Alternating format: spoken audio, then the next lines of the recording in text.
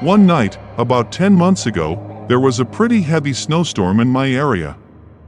All of the roads were closed and a curfew was issued for everybody except emergency medical personnel. I had been shoveling snow for most of the day and was dead tired come nightfall.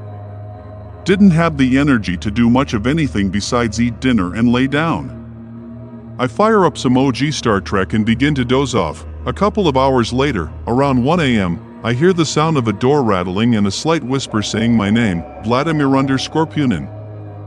I sit up a bit and realize it's coming from my parents' room, becoming fainter with the passing time. After 10 minutes or so, I gather up the courage to see what the HL is going on. Folding knife in hand, I peek out into the hallway and don't see anything. The noise is still coming from the room next door, the rattling becoming more rushed as I approach. Cautiously, I open the door and sneak inside. It's pitch black and I can't see anything. My eyes are taking entirely too long to adjust to the darkness. I'm shuffling forward, and all of a sudden, something grabs and pulls on my leg. At this point I was so freaked out I jumped back. As the whispers continued, I recognized my dad's voice. He was asking me for help. He had a stroke while walking to use the bathroom around 1 a.m. that night. After he fell, he was able to use his left foot to rattle the door to his bathroom. My mom fell asleep on the couch in the living room and wasn't around to help or hear. I was able to grab the house phone and call 911, and despite the weather, the police and an ambulance arrived within 10 minutes. That was the scariest night of my life. The doctors told us there wasn't much hope for my dad before going into surgery, since he had a hemorrhagic stroke and there was a massive amount of bleeding. Fast forward 10 months and my old man is cognitively the same, just paralyzed on his right side. He had every infection under the sun while in the hospital, but he staved them off and is still with us today. He was my best friend before the incident, and my hero after.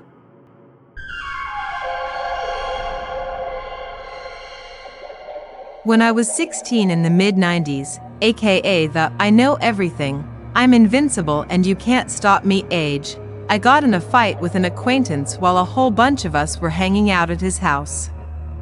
Stupid fight, can't remember what about, but I decided FK it, I was going home. I lived about 5 miles away, but I didn't have a car, and since it was 2 a.m., there were no buses. I was going to walk home, in the middle of the night, though a not as safe as it seemed neighborhood, as a tiny 16-year-old girl, so I did. I think, in hindsight, my friends either didn't believe I was going to do it, or were too startled by the sudden argument to realize what I was doing. I left the house and started hoofing it. About a mile out, the suburban housing neighborhood melted into a main street, with highway access. I started to notice a grayish minivan following me. It would follow me, pass me, turn a corner, and about 3 blocks later, it would do the same thing. I mean, really obvious what it was doing. I crossed over to the other side of the street, so I was walking the opposite of traffic flow, and thus no car could come up behind me. It kept doing it, on the other side of the street. About a mile later, there was a 24-hour Fred Meyer, West Coast USA chain grocery/all-purpose store, lights bright, but parking lot empty-ish. I immediately crossed the parking lot and went to head inside. Just before I got to the doors, the minivan that had been following me pulled up into one of the parking spots. A guy called out from the driver's side and said, "I don't want you to walk over here. Just stay there and listen. I just wanted to let you know what I was doing. I saw you walking a while back, but I also saw a dark car that was following you.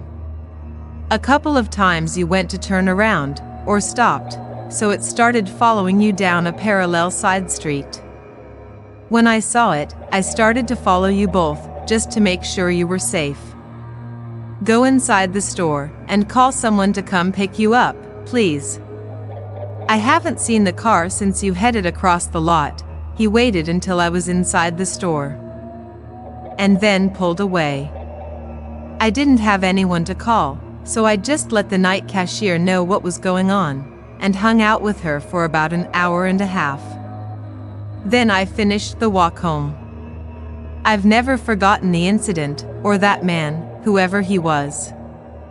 During the walk, I never saw the dark car he mentioned, but I've always been convinced he saved my life that night. This would probably be scary to some people, but I found it hilarious. I had stories of a building we were in that had issues where multiple people saw/heard things, but I like this incident better. For about a month during my 3rd year of college, I was seeing a lot of people that weren't there, never got it checked out. I suspect I might have been having mini seizures. And among the few incidences was this weird situation where, for a week, I decided to not wear pants while sleeping.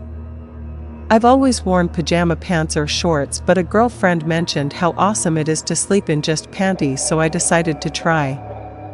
I'm Chinese, so my parents are very proper and would never be okay with me not wearing pants in the house, but I thought it would be okay if I locked my door when I was going to sleep so they didn't come in.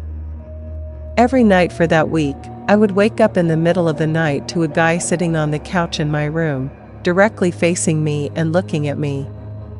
Weirdest thing was that this guy was blonde, late teens, and Caucasian, wearing a white t-shirt and jeans. Above average handsome, like 7/10, but nothing to die for. I mean, I'm Chinese, right? My closest friends are Asian. Why would I be seeing a white dude of all things?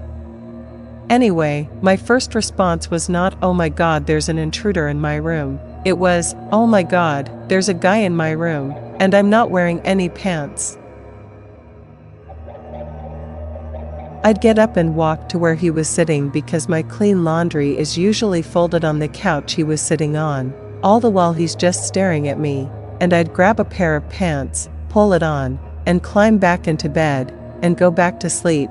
This consistently happened for the week that I experimented with wearing no pants, always the same guy, always the same place on the couch, always the same reaction from me, where the only thing that bothered me was that he was male and he was seeing me without pants on. Yes, I'd wake up with pants in the morning. When I told my mom, predictably, she said, "Didn't I always tell you that you should sleep with pants on? What if there was a fire? You'd run outside with no pants on." I guess the possibility that it could be an actual person who broke into my room in the middle of the night to watch me sleep wasn't as important as not having pants on. Anyway, for that month, lots of other things like this happened, different people, but always turned out to be not there. Never happened again after.